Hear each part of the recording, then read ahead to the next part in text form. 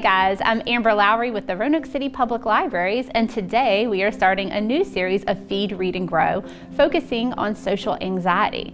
This program is sponsored by VCOM as well as the National Library of Medicine. Today I'm joined by Dr. Ed, and Dr. Ed is going to talk to us a little bit about social anxiety and some of the tips that he has for people experience it. So Dr. Ed, thanks for joining me today. Well, thanks, Amber. My name is Dr. Maclays, Director of Counseling Services and an Associate Professor in the Psych and Neurobehavioral Department at Edward Via College of Osteopathic Medicine. In this video, I would like to discuss social anxiety. It's normal to feel nervous in some social settings, such as giving a presentation in school or answering a question in class. Social anxiety is when everyday interactions cause excessive fear, anxiety, embarrassment, and self-consciousness. And these feelings of fear and anxiety can disrupt our daily routines, relationships, school, or other activities. When people with social anxiety have to perform or be around other people, they might experience physical symptoms. These symptoms can include blushing, sweating, trembling, or an increase in heart rate. You might have trouble making eye contact or speaking in these settings. Many people also avoid places in which they might have to interact with other people. Let's hear from our friends that have experienced some social anxiety. When do you experience social anxiety? When I'm talking to someone in a position of power. When I'm in society, it's kind of in the name, social anxiety. I go out, I socialize, I have social anxiety. Thank you for your contribution.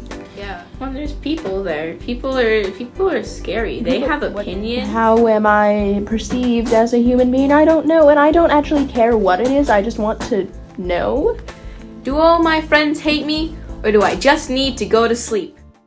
As you heard our friends mention, they have anxiety when interacting with peers or adults.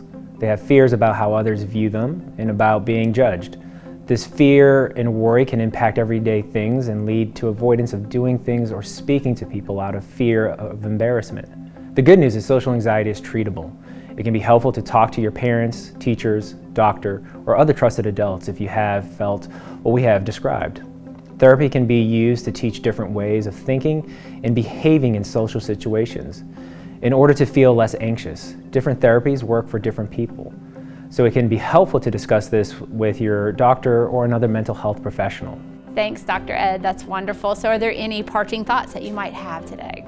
Yeah, so overall, it's important to remember that you're not alone. If you're feeling overwhelmed, don't hesitate to reach out to a trusted friend, family member, or a teacher.